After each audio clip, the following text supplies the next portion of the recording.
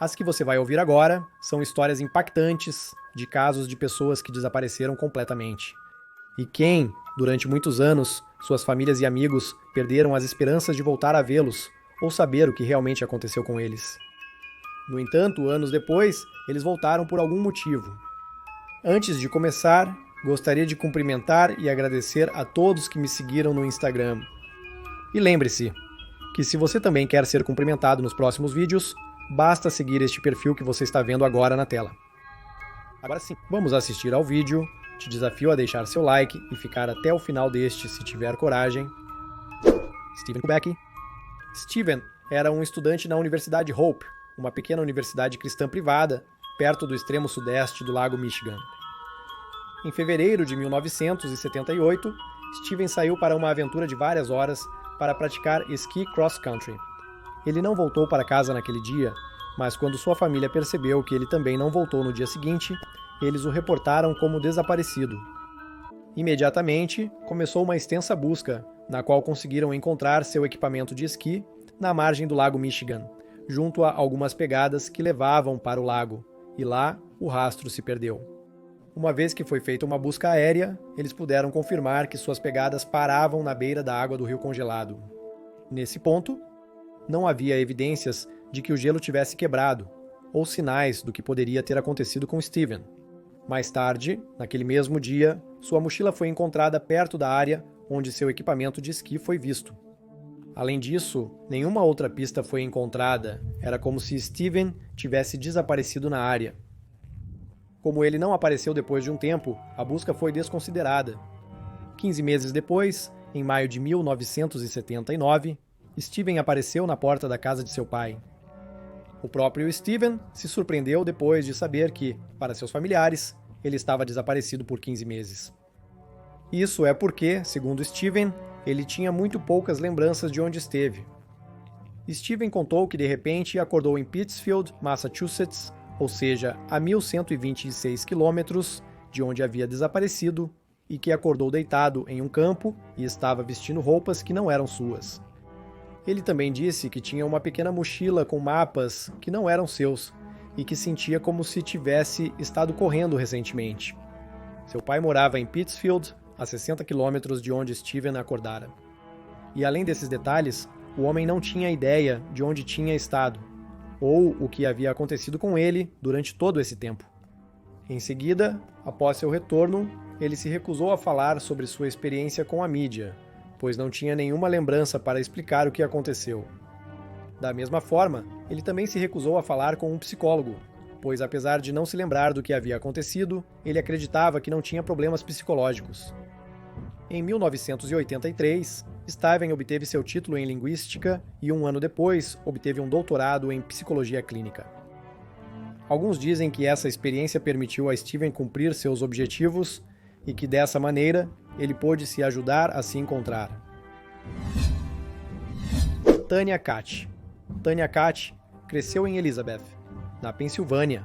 Lá vivia com seu pai e sua madrasta em 1996. Ela tinha 14 anos e estudava na primeira Cornell.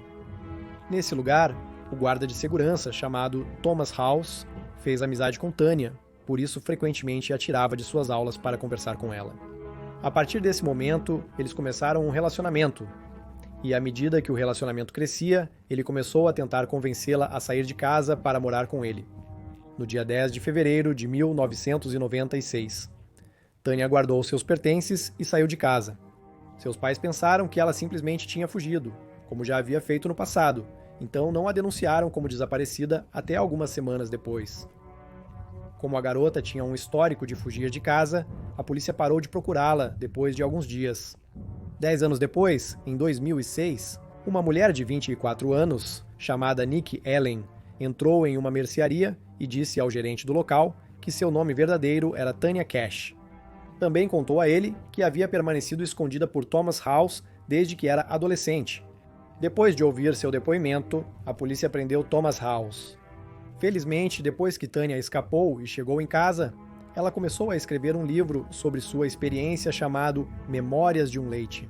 Carton Kid de Tanya Nicole Cash Story, que se traduz para Memórias de uma Menina no Cartão de Leite. A história de Tanya Nicole Cash no livro relata toda a sua odisseia. Que, em resumo, enquanto Thomas vivia com seus pais, Tânia era mantida em seu quarto no segundo andar. Thomas tomou medidas drásticas para manter a garota escondida, como, por exemplo, ela não tinha permissão para ir ao banheiro, então tinha que fazer suas necessidades em um balde. A maior parte de sua alimentação era baseada em sanduíches de manteiga, de amendoim e geleia, uma banana e uma garrafa de refrigerante. Uma vez por semana, Thomas a levava para o porão para tomar um banho de água fria. Em uma entrevista feita por Tânia, ela expressou que no início se sentia bem, pois estava apaixonada por aquele homem. Então, ela pensou que todos esses sacrifícios deveriam ser feitos por amor a ele. No entanto, logo todo esse amor parecia ter seu preço. No ano 2000, Thomas deu a Tânia uma nova identidade, com o nome de Nikki Allen. Depois a apresentou aos seus pais como sua namorada, que se mudaria com ele. Depois disso, Tânia tinha permissão para deixar sua casa sob um toque de recolher estrito. E depois de 10 anos, Tânia escapou do julgo de Thomas. Em 2007, Thomas se declarou culpado de várias acusações. William Bates. Durante os anos 1900, o Dr. William Horatio Bates era um oftalmologista muito respeitado de Nova York. Em agosto de 1902, William escreveu uma nota para sua esposa dizendo que havia sido chamado para realizar algumas cirurgias importantes.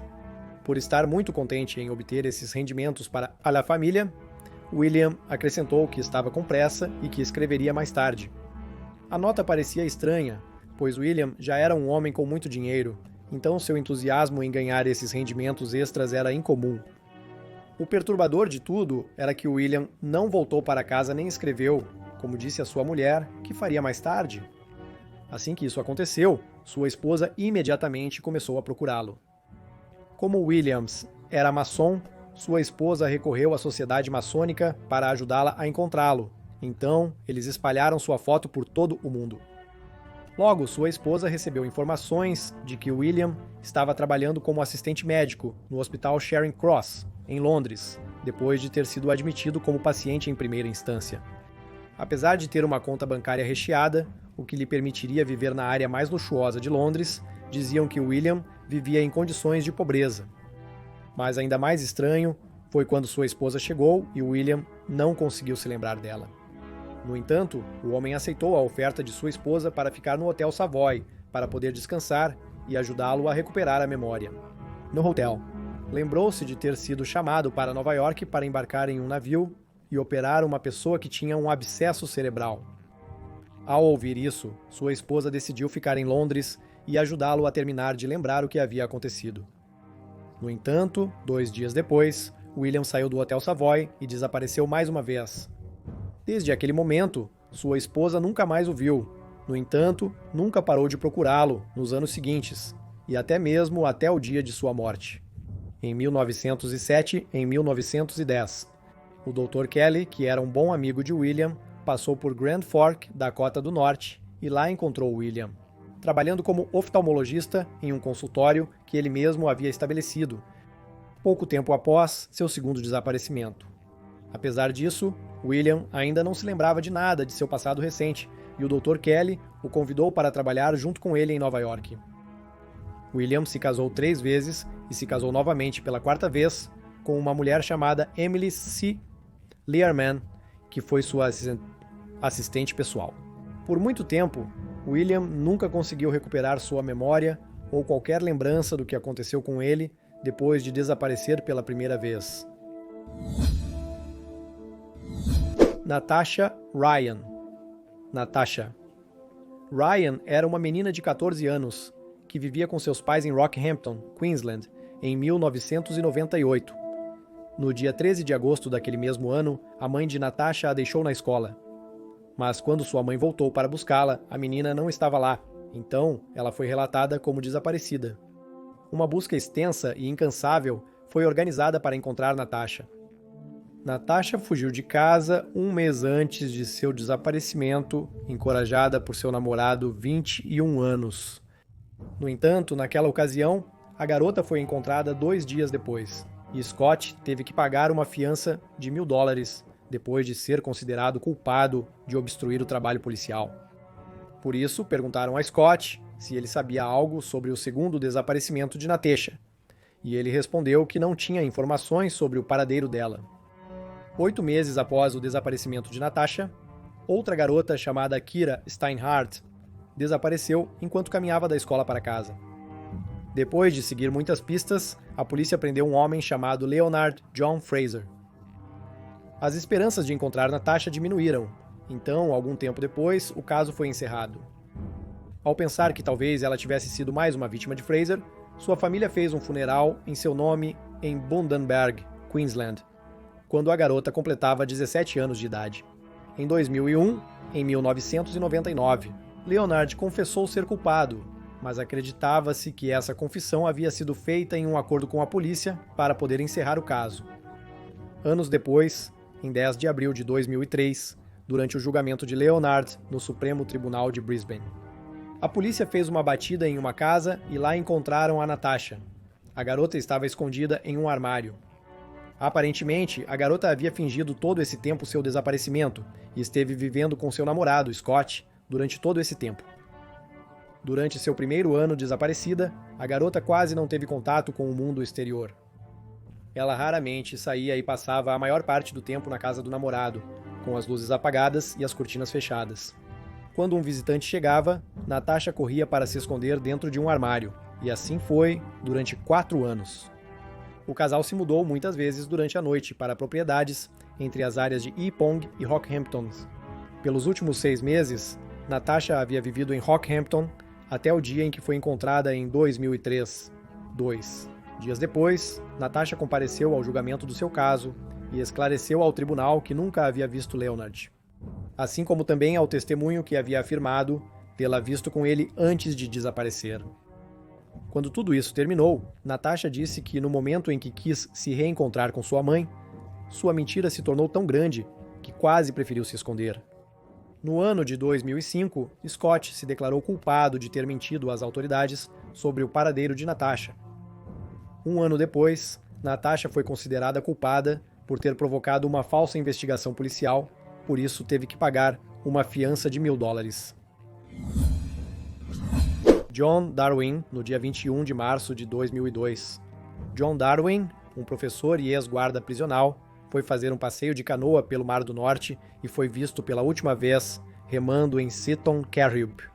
Quando ele não voltou para casa, sua esposa, Anne Darwin, o reportou como desaparecido e começou uma busca que incluía a guarda costeira e a polícia foi mobilizada desde Seattle Carriub até Stuyvesant.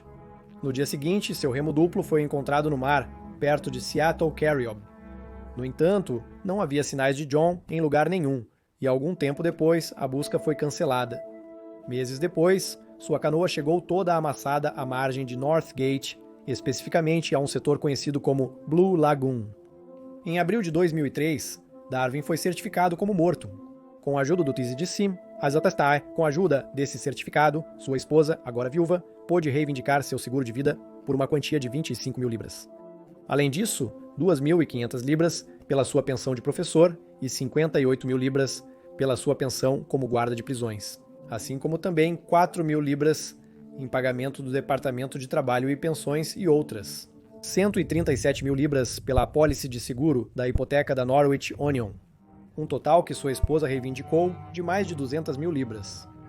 Isso foi assim até o ano de 2007, quando um homem entrou na delegacia de polícia afirmando que era Darwin Young, mas que não possuía memórias dos últimos anos.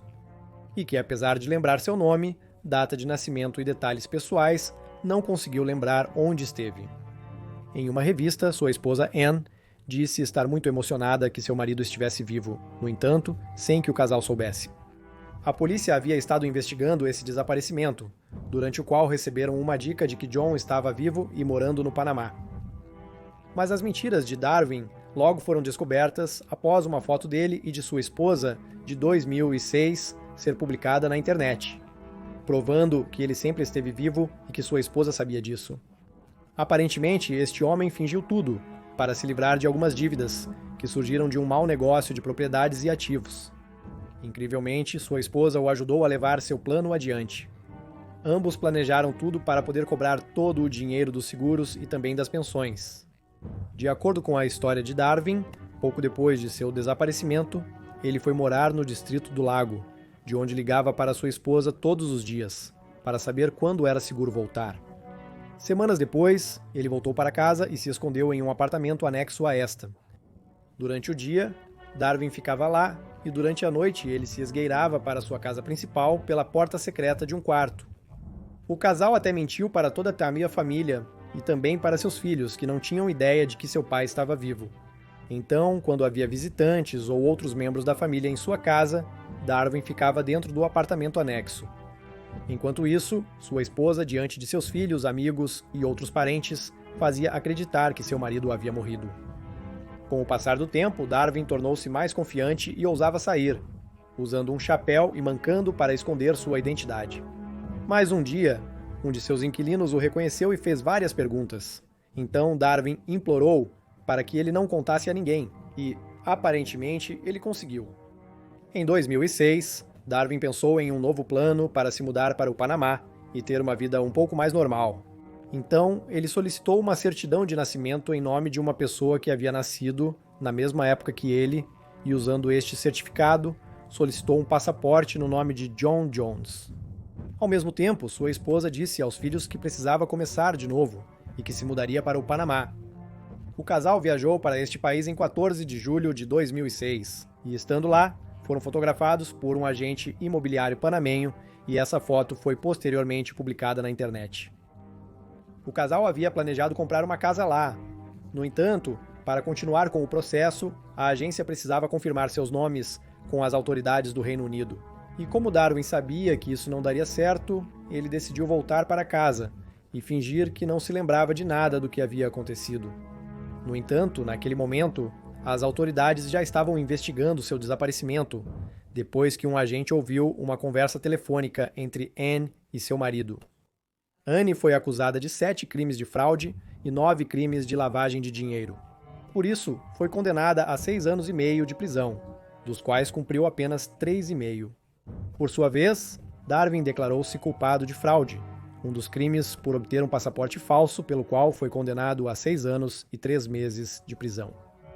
No entanto, foi libertado em 2000, 11 depois de cumprir metade da pena.